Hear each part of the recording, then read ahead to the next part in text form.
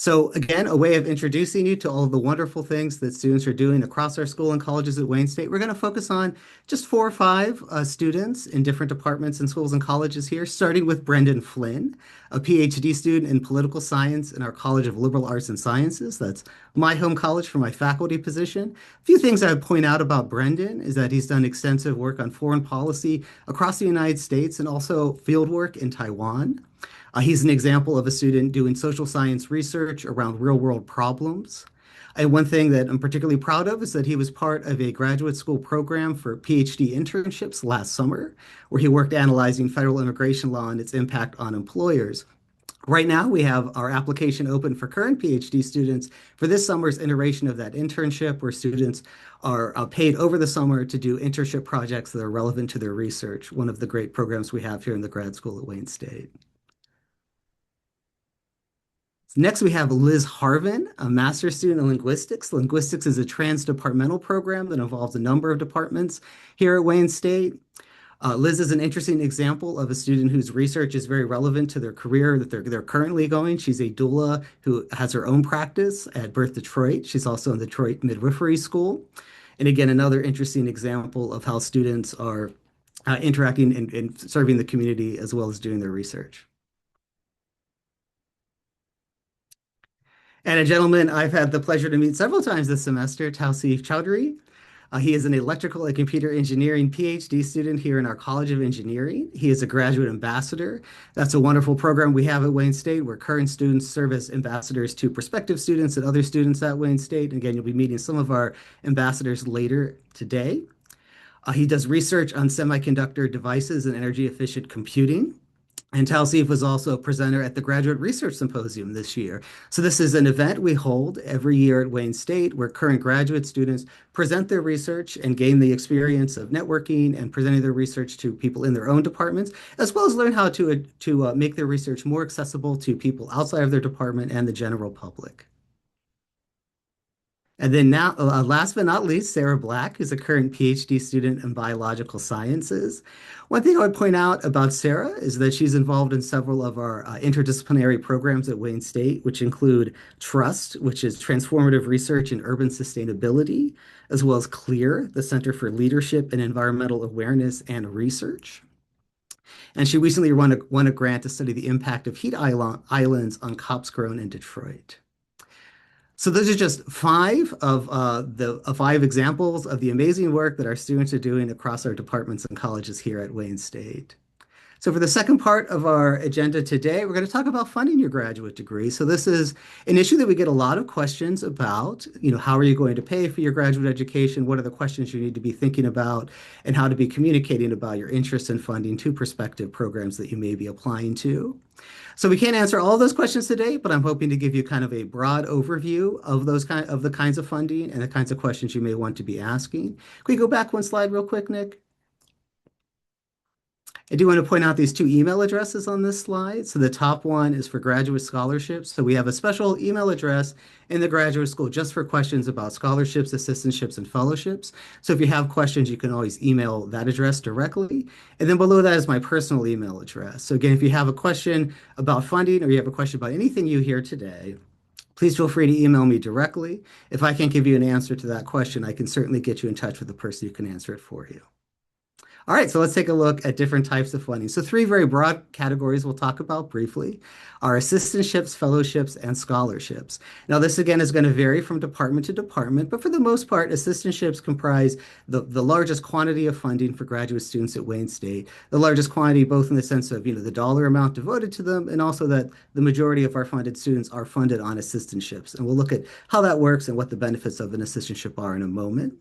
Most of our assistants or most of our students on assistantships are PhD students, but there are programs that fund master's students on assistantships as well. And our Masters of Fine Arts students in particular are often funded on assistantships.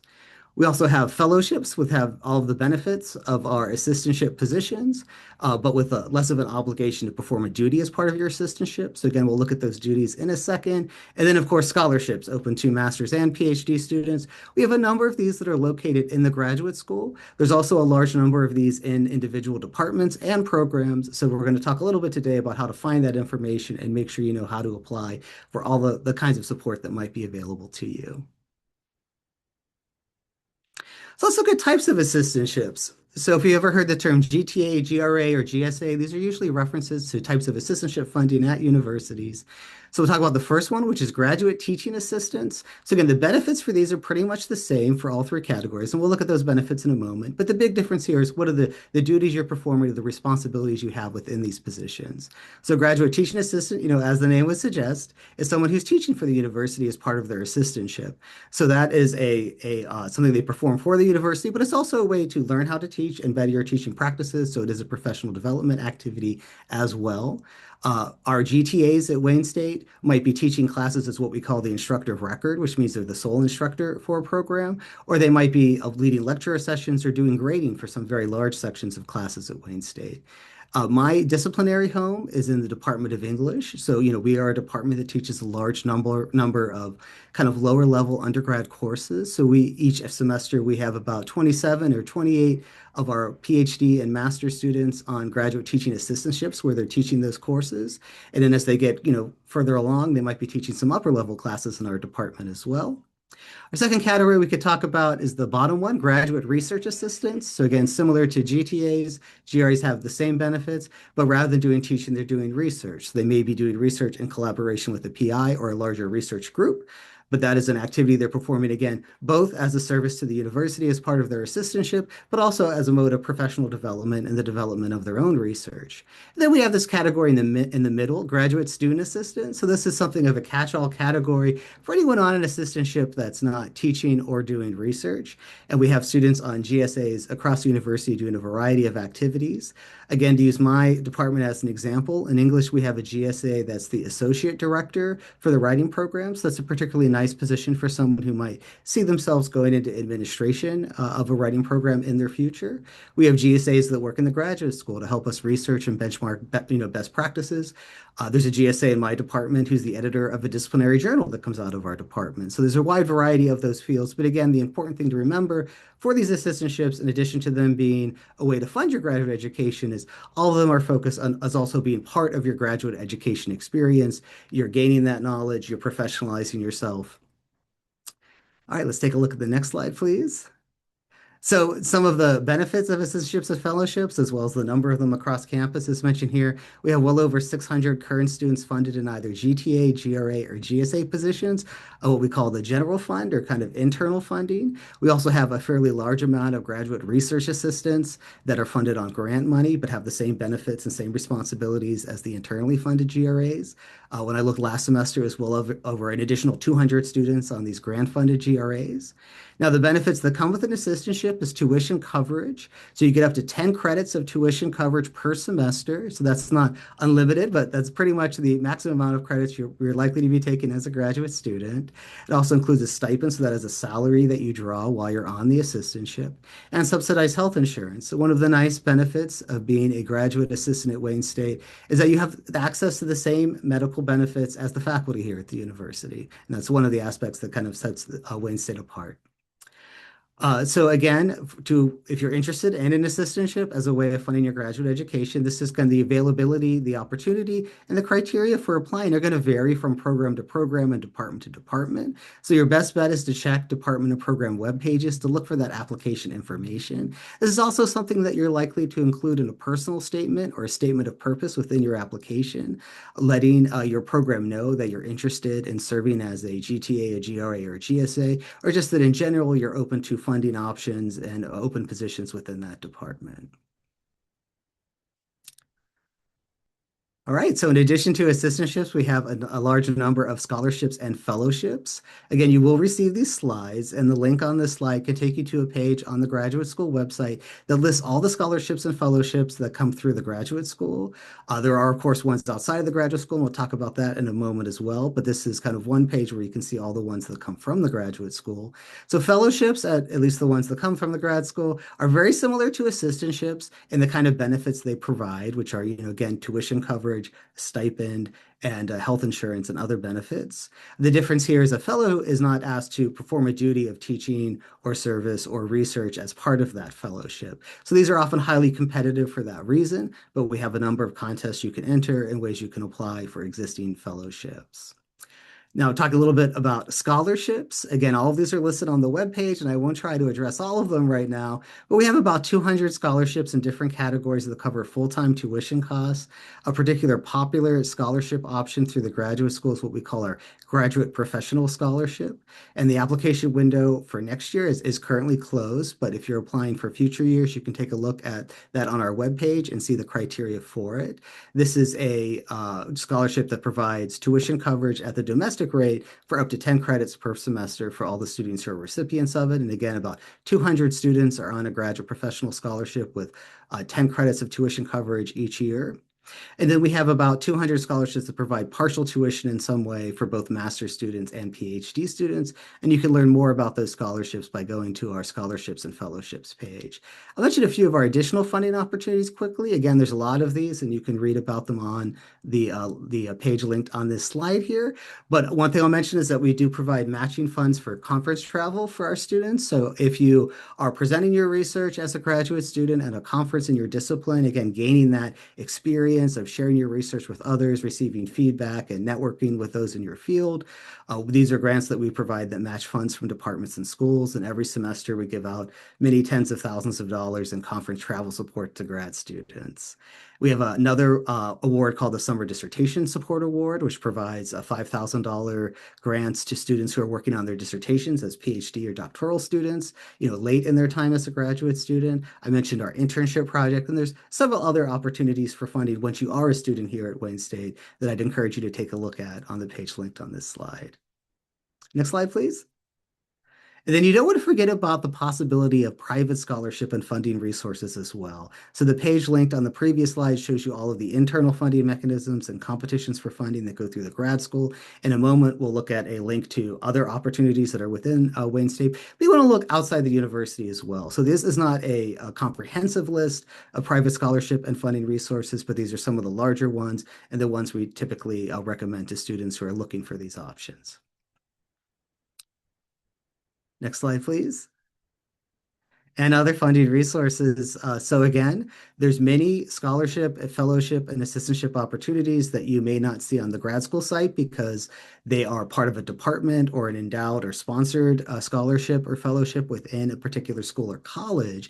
But where you can find all of those resources is what we call the Wayne State Scholarship Universe. So this is an online clearinghouse of all of the awards that are available through all schools and all schools and colleges. If you go to this link, you'll see it'll start to ask you a few questions about what program you're in, other information about yourself, and it uses that information to narrow down and provide you links to all of the scholarships and fellowships that you might be eligible for, given what program you're in and other information so you can find every possible thing you might be able to apply to. And again, those are a variety of different kinds of sources, so the amounts and the different kinds of support are going to vary. And then again, we encourage all students who can fill out a FAFSA to do so. So even if you aren't intending to take out loans, but you're FAFSA eligible, this is an important thing to do. A lot of scholarships and fellowships, including many of the ones linked to the Scholarship Universe database, do require some demonstration of financial aid, and FAFSA is one way to provide that information. All right, next slide, please. So just some final tips to keep in mind when you're thinking about funding your graduate education. One is to not wait too long, right? You want to be thinking about this in advance. You want to be finding out what are the possibilities for are available to you for funding in the particular program you're going into. Again, when you're applying or when you're close to applying, you want to be communicating with your graduate program director or other folks in the department that answer these kinds of questions if you can't find it on their website about how to apply for funding. It's often a good idea to keep in touch with a program director for funding opportunities even through the cycle. Sometimes things change, near the end of the admissions process. Don't forget to file your FAFSA if you're FAFSA eligible. Again, pretty much all of the new funding for students coming into graduate programs is going to start either in the program or college or by the recommendation of the program or college. So it's important that you reach out to the advisor or grad program director in your particular unit to talk about funding. I mentioned the WSU Scholarship Universe link, and again, you'll get these slides with that link. So start putting that information in and see what other things you may apply to. And again, the deadlines and application periods degrees for those are going to vary a lot because there's a large number of different kinds of scholarships and fellowships there. So important to start checking it early, perhaps check it frequently. Think about private scholarships as an option. And again, overall, just try to apply for everything you think might be a fit. Be sure to cast that large net. So that's a broad overview of funding. Again, funding is going to vary a lot, the kinds of options and the availability of it from whatever program or depending on what program you're applying to. But if you need help getting in touch with your graduate program director or finding that information, please feel free to reach out to me and I'll be sure to guide you. All right, next up, we have our student panel of graduate Dr. Jones, ambassadors here at before we WSU. move forward, we did have one question. There was a Sure. question in the chat. And someone wanted to know whether they could do two, they could have two assistantships at the same time. So I don't want to never I want to never say never, but I would say it's almost impossible to be holding two assistantships. At least internally, an assistantship is thought to be not a full-time job, but to be a pretty significant part-time job. So by having a being a full-time student or pursuing a graduate degree while you're also having an assistantship, that's going to take up pretty much all of your time. And because of internal kind of funding rules and criteria at Wayne State, you would only have one assistantship through our university. And thank you for that question. All right, we're going to move on to our student panel. So these are all current graduate students at Wayne State that have been serving as graduate ambassadors this year. And we're happy to take your questions that you may have. But to kick us off, I'll begin with a question for everyone. And perhaps in answering this, each of our ambassadors could introduce themselves, maybe tell us a little bit about where they're at Wayne State. So first question, big question. In general, how has your experience been so far as a graduate student at Wayne State? And Himanshu, could you maybe kick us off?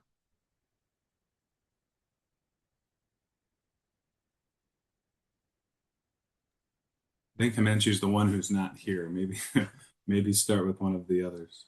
Oh, sure. Hansi, could you maybe kick us off and tell us a little bit about yourself and how your experience has been so far as a graduate student at Wayne State? Hello everyone. Hi, I'm Hansi. Yeah, I'm from School of Medicine and I'm a graduate student and I'm a fourth year PhD student in School of Medicine, BMI department. And so my full name is Tamara Hansi, but you can simply call me Hansi. And as a Wayne State student, I'm so lucky to be a Wayne State student, I would say, because I'm privileged with a lot of uh, like research environment and a lot of advantages of having a PhD student and I'm out of words right now, but yeah, I'm so lucky to be a Wayne State student and yeah, that's simply about that. All Yeah. right, thanks so much, Hansi. Appreciate that. How about Jenna? Could you introduce yourself and tell us how your experience has been so far as a grad student at Wayne State? Sure, absolutely. My name is Jenna Schwab. I am the graduate ambassador for the Mike Elliott School of Business. This is actually my fifth year at Wayne State. So I did my undergraduate program here and I'm doing my MBA program here. I didn't apply anywhere else because I consider Wayne State like a second home to me. I have loved everything about Wayne State, from the faculty, the organizations, all of the support I've gotten throughout these last 5 years. I really couldn't see myself anywhere else. And I'm very blessed to be part of the ambassadorship program this year. All of the fellow ambassadors are so amazing and so inspiring. I've really learned so much from all of these different departments that you wouldn't necessarily just get at the business school. So hearing from everybody across all of these different departments has been a great experience.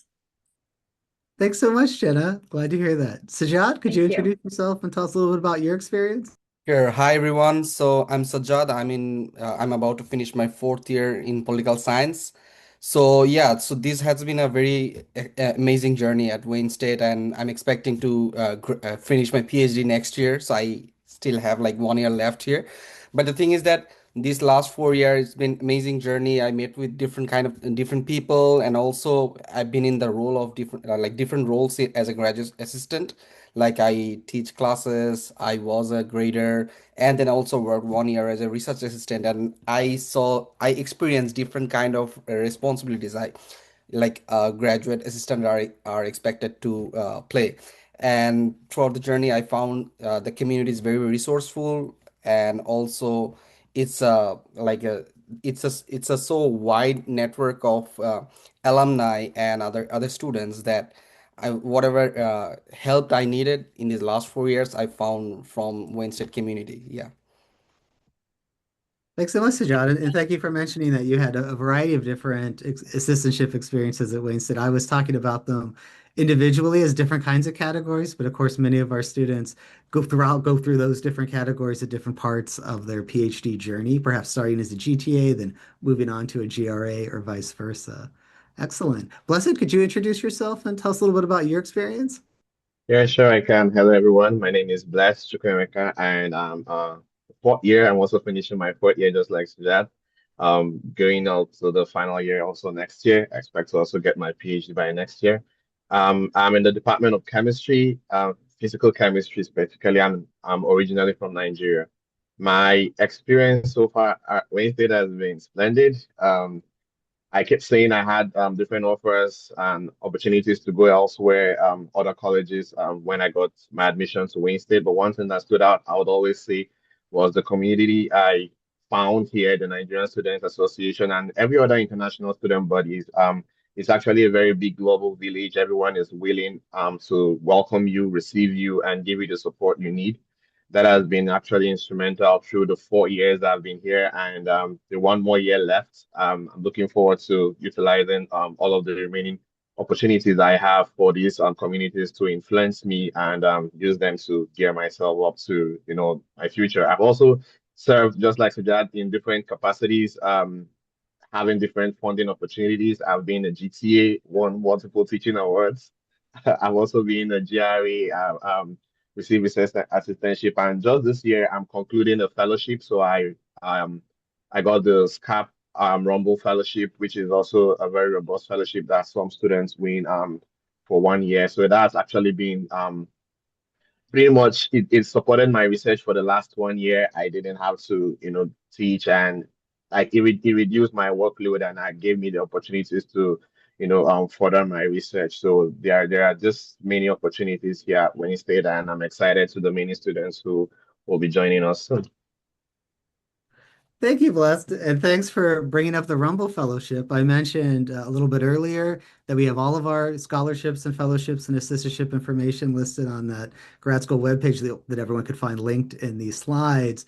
But the Rumble Fellowship is a very important one. About 200 students at any given time are on a Rumble Fellowship, which again provides the same benefits as an assistantship, but without the obligation of doing teaching or research during that time. So it's great to have one when you're trying to finish up that thesis or dissertation writing, or you're focusing on some other aspect of your graduate education.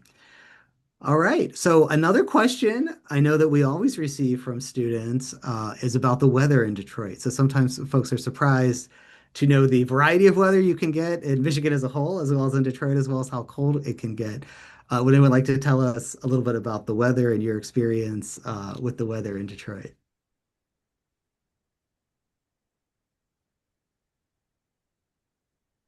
I think I'm happy to start off with that conversation. Detroit has a peculiar weather, very interesting one, I would say.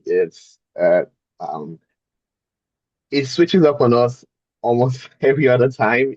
We have of course the winter season, and right now it's spring. We're transitioning to summer. It's something we are looking forward to. The flowers are beginning to bloom. It looks so beautiful out there. We just can't wait for the summer to come in full. But we just came off a very cold winter. It's a cold one, but it still makes the campus as beautiful as it can be. It's an amazing weather we have here. I enjoy all of the seasons for different reasons. And yeah, I hope everyone to have the same experience as I have.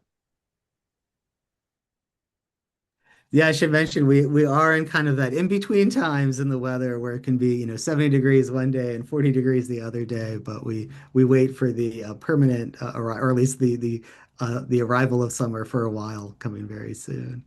Thanks so much, Blessed. Want to ask a question that maybe all of you could chime in on? And this is a fun one. What surprised you the most about Wayne State during your time as a graduate student? Jenna, could I ask you to maybe kick us off? Sure, that's a really tough question. I think I kind of had like an expectation that it would be similar to my undergrad program just because I was so familiar with the campus and the faculty and everything. But I really just think how intense the work is such a big difference. Like I was always a full-time student.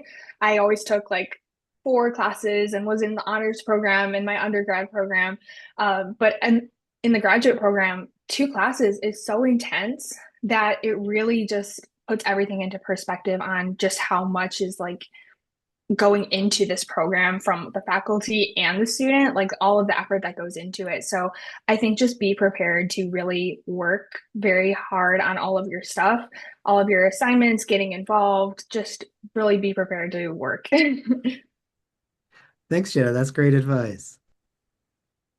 Hansi, maybe you could tell us what's most surprised you during your time as a grad student? Yeah. So one thing that surprised me that as most of the as a graduate student at Wayne State, how was the independent the research process is that like you are really expected to think like critically, troubleshoot your own experiments and take ownership of your project. So it felt challenging at first, but it also helped me grow a lot as a scientist. So that is one thing that I experienced. That's a good point, Hansi. Sometimes we suggest the difference between undergraduate education and graduate education. It's kind of an old saw that, in undergrad, you're kind of learning the knowledge that's been produced. And when you go to graduate school, then you're actually creating that knowledge through your research that others are going to learn. So it is a big jump, and it's part of what makes it, though, I guess, so vibrant and so interesting to be at a university where that research is happening and all that new knowledge is being created. Thanks so much. Bless, could you tell us a little bit about, something that may have surprised you about being a grad student? Yeah, I'll say one thing that surprised me is seeing how smart everyone else is. It kind of has pushed me as well to, be, more resourceful myself because you are now coming to, a community that has not just with the undergraduate level where everyone is either just trying to finish up and think about what to go on with their lives in the graduate school. These are people who have made the decision to further their education and you see, especially from Wayne State, people from all over the globe, different countries, and you get to rub ideas with people from other nationals and see how smart these people think. It brings you up to the speed that also have to begin to think about world issues this smartly, and it challenges me. So I'm sure it will challenge everyone else. I've actually had the opportunity to interact with people from different countries and share knowledge with them, and it's really surprising when we get certain conversations as to how everyone thinks, and it's beautiful when we merge all of these ideas together, we come up with something beautiful. So yeah, that's been something surprising to me, I'll say. All right, thanks, Blessed. Very well said. So, John, would you maybe like to tell us about something that surprised you during your time as a grad student? Yeah, sure. Like when I began my PhD, I really underestimated the academic journey that I'm going to have at the time. Like I thought maybe I'll just take classes, do assignments, and that's all. But when I started my PhD, after a while, like I figured out like it's like some sort of full-time job, like playing role as an student and also playing a role as an instructor, and also you have to do your own research. And honestly, like the first 1 or 2 years I feel like maybe I'm not gonna make it, but after fourth year, like now I feel more confident about it. Like maybe that was the great thing that happened to me, that now I feel more confident, and now started to enjoy this journey, and hopefully better next time. And but honestly, like also after a while working on this, I figure out like everybody is doing the same thing, so why I cannot do that. And also some of my professors always said that if you're not competent enough to be in the PhD program, you would never be admitted. So definitely you can do it. You just need to figure out how to do yourself. Yeah. Well, thanks for sharing that, Sajad. That's great. That's great. Is there any advice you maybe could give students about how you got from the beginning of that process to where you are now for managing your time and kind of juggling all those different responsibilities? It depends on person to person how they are going to navigate their work in the PhD program. But my advice is that don't see the full picture at once in the beginning. Like go semester by semester, just do good with your first semester, then second, first focus on your coursework, then comprehensives, and then the later part you can think later about it. And you'll gradually you can see that how you are adapting with the academic life, and once you get adapted with it, you will feel confident more that yeah, if I can do that, then I can do the next step as well. So That's like great advice. make it Yeah, so in short graduate terms. school Yeah, can be sure. daunting. It is a lot, but it is important. This is great advice to think about it as a step-by-step process, semester to semester, kind of building towards those eventual goals. It can be a long journey, it can be challenging, but again, you got to kind of think about it as one thing after another. Yeah. Excellent. Thanks so much. Why don't we talk a little bit? We talked about the weather, but why don't we talk a little bit about Midtown or what it's like living and or going to school or being around Midtown and Detroit? Maybe you could tell us some of your favorite things you like to do in Midtown or around the university, or anything you may have discovered around town that you think is interesting. Could I start with you, Bless? Do you have something you could share with us about Midtown and kind of the area around Wayne State? Oh yeah, Midtown, where Wayne State is situated, very close actually to downtown as well, is very much like I say central. It gives you a mix of having the opportunity to be in, Midtown, have the student experience, and also some of us takes our Fridays very seriously. So just 5 minutes downtown, we go and also experience the very beautiful scenery, you know, at downtown. Just kind of go out. Experience the environment, the weather, cool off a little, and yeah, for me, Winston, I would say is very much centrally situated. It's close to almost everything we need as students, and so I actually get a good mix of the midtown downtown experience. I've actually been doing that for a couple months now, especially during the winter because it kind of pretty gets you feel stuck when you are sitting at home all day, but just a 5 minutes or more than five, I'll say 10 minutes walk away from campus takes you to downtown, and then you can actually see other things happening in the city and experience it in full. So that's been my own way of seeing, the midtown downtown mix and where Winston is situated. Thanks so much, Blessed. Yeah, I should mention we use Midtown to refer to the area where Wayne State's at because it's kind of centrally located in the city. That's also why we sometimes say that Wayne State's in the heart of Detroit. But we're not too far away from downtown as well, and it's rather easy to get down there. And Wayne State's in what we also call the cultural district of Detroit. So we're nearby some very important museums and other kind of cultural destinations in the city as well. Hansi, could you maybe tell us something about your experience working and spending time in Midtown, or anything in particular that you like in Midtown and the surrounding area? Yeah. So Midtown is really lively and also student friendly. One of the coolest thing that I experience is the events like Dali in the Alley, which is a huge local festival with music, art, and food, and a lot of fun, and also the Thanksgiving parade that which is happening around the campus. So there's always something that you can go in Midtown, and overall it's a great mix of academics, culture, and the social lives. So if you're just if you- like you're not just studying in Wayne State, you actually get to enjoy the city too. So yeah. All right, great, Hansi. Thank you. Sajad, how about you? Anything you want to share with us about something you may like about Well, Midtown? Or... sure. Like I live like a bit far from my campus. Like I live in a residential areas, but that's why I don't happen to be like visit a lot of places in downtown areas. But I often hang out with my colleagues in midtown restaurants or pubs, and also sometimes visit downtown areas. Another thing I like it most is that it's not in the Detroit downtown, but also very close to it. And also sometimes whenever I feel a bit stressed, I go with my any of my colleagues or by myself to Belle Isle Park, just get some fresh air, see the Canada, and then go back again to my work. So that's the thing I really enjoy sometimes. Thanks, John. Those are Yeah. great things to mention. So, Wayne State and Detroit is one place where you can look across the water and see Canada. And I know Yeah. we have many students, of course, who live in Canada and commute to Wayne State every day. There's a number of different ways to make it across to Wayne State. And Belle Isle is another great resource around Wayne State, as there's a very large park which you could check into if you're not familiar with it. Thanks, John. How about you, Jenna? Anything you want to share with us, or a feature of Midtown that you particularly enjoyed? Yes, I honestly would agree with everything that everyone has said so far. I love the museums that are nearby. It is very student friendly. I know the DIA is free for, I believe, Wayne State students. I know Macomb, Oakland, and Wayne County residents as well. So you can bring your family if you live in the area.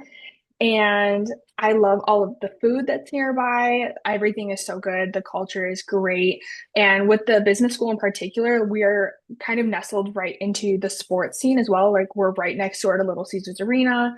There's a room where you can actually see the Ford Field, Comerica Park, and Little Caesars Arena and Fox Theater. Like you can really just see the impact that Wayne State has on the community. And like you're right nestled in with all of these iconic buildings and scenes in the area. So I think that everything about Wayne State being right in the heart of Detroit is wonderful. All right, thanks, Jenna. And sports is a great thing to mention. We do have three professional sports team, or we have more than three, but we have the big three professional sports league teams in Detroit. You can get to those places where they compete pretty easily. We have something called the Q line. If anyone's not familiar with, it, they can look that up, which is a rail line that can kind of get you pretty quickly from Wayne State to any of those areas and other sites and attractions around the city. So you can see the schedule in our chat that Nicole just posted. So we're getting close to kind of our transition time to other rooms, but I would say we have time for one or two more questions. So if anyone has one they'd like us to address, they want to put in the chat, feel free to do that. But I'll also ask everyone, as I think what might be an important question or important thing for you to share with everyone who's thinking about going to grad school. And this might be a tough one, but is there something you wish you would have known before you started grad school or when you were thinking about grad school? So talking to your past self or people like you thinking about beginning your graduate education journey. Bless, could I start with you on this one? Yes, this is actually a tough one. One thing I wish I could have known earlier would be okay, coming into grad school, I actually knew I wanted to do graduate school, but I wasn't niched down to the specific research I wanted to do. I know I wanted to do physical chemistry type research, and it actually took me a while. One of the things Wayne State also allows you to do is to rotate through research labs. If you're in the space like I wasn't really sure as to the specific research I wanted to do. We were gracious enough to have rotated through four labs. I had different ideas from what the research professors were doing at the time, and it helped me narrow down I discovered myself and understood, okay, this is what I wanted to do.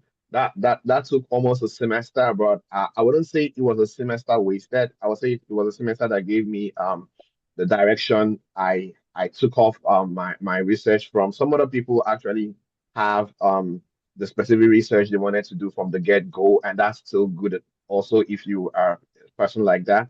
But if you're also in between and not specific as to what you want to do, like I was myself, the good thing is that Wayne State gives you the opportunity to rotate through labs. It is one thing I wish I had known what exactly what I wanted to do, but I'm also grateful that I had the opportunity to get those experiences and get to where I am right now, which I do not regret anymore. Thanks, Pleasant. That's a really great answer. So when you're beginning graduate school, again, perhaps as compared to when you may have begun as an undergraduate, you have a much more defined idea of where you're going, what you're focusing on. But of course, people change their minds, their research areas change. People even change programs once they've begun graduate school. And a lot of our programs, particularly those that involve working in research groups or in labs, as Bless mentioned, have rotations. So you have the opportunity to work with a variety of people to kind of find the right fit and perhaps be exposed to areas of research in your particular discipline that you may not even have been aware of when you applied to grad school. So even though you're starting that journey of kind of narrowing and focusing your research, there's still that opportunity to move around, learn new things, and kind of change your trajectory. So thanks so much, Bless. That was a great answer. Hansi, anything you wish you would have known before you started your graduate education experience, or that you wish you could tell people thinking about the start of that experience? So yeah, one thing that I wish I knew before starting grad school is how much it's about growth beyond just academics. Sometimes research can be challenging and sometimes unpredictable, but at Wednesday, I've found a really supportive environment that helps me navigate that. Personally, my mentors and my peers have been very approachable, and there are a lot of resources that help me grow just as a scientist. For example, the 3MT competition and the travel awards Wayne State provided me, and also the I cannot remember the name, but the mental support resources that Wayne State provided us, and the cap that provided me to go for trips, and yeah, that was so wonderful. So those grew me just as not as a scientist, but as personally and professionally.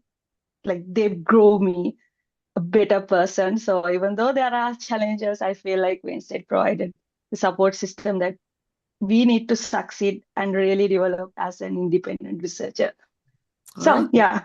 Thanks so much, Hatsi. I appreciate that answer. So yeah, grad school can be daunting, it can be challenging, but you're not in it alone. There's hundreds of other students, or thousands of other students actually going through graduate school or their own experience. You have the cohorts that are in your particular program. We have a variety of, we haven't really talked about, but we have a variety of student organizations that you can join at Wayne State as well. And then again, a variety of resources to help you navigate those journeys and deal with those challenges. So that's an important point to keep in mind. Jenna, how about you? Anything you wish you could have passed on to yourself when you were thinking about grad education? Yeah, honestly, this is kind of a tough question because, hindsight is 2020. But I would say the most important thing I would tell myself is be prepared to think differently than your undergrad program.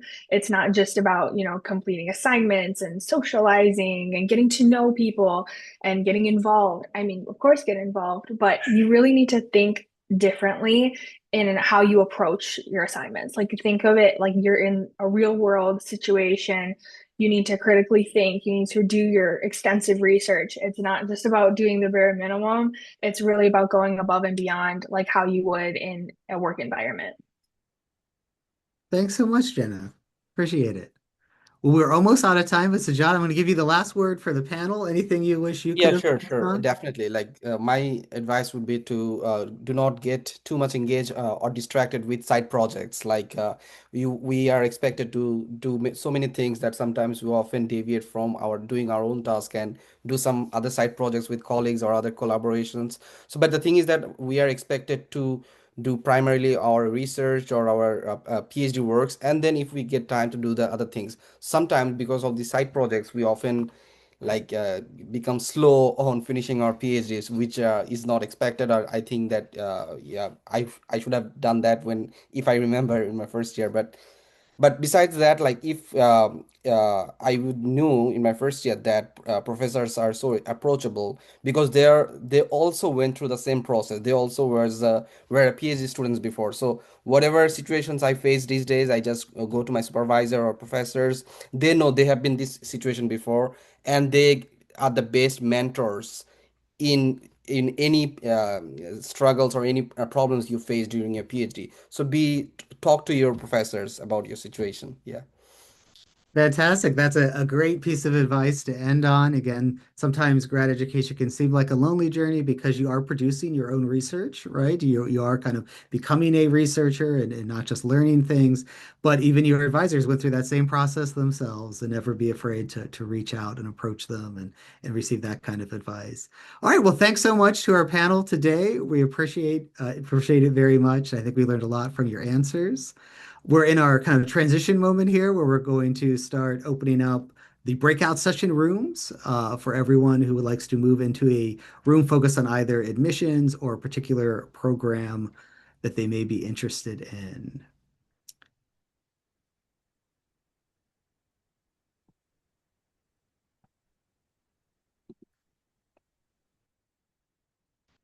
And do we have directions or a slide for folks for getting over to those rooms?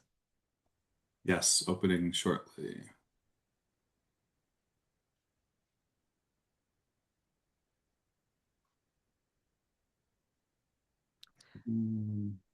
So while we wait for that, just want to say thanks to everyone again, since my part of the program for today is almost over. Thanks for joining us. I hope you felt warmly welcomed, and please reach out with any questions or concerns you have. So breakout rooms are now open. So if there is a breakout room for your particular program that you're interested in, you're going to want to head over there following these directions. And we also have one for general admissions questions. And that would be room number 1. It's our general room.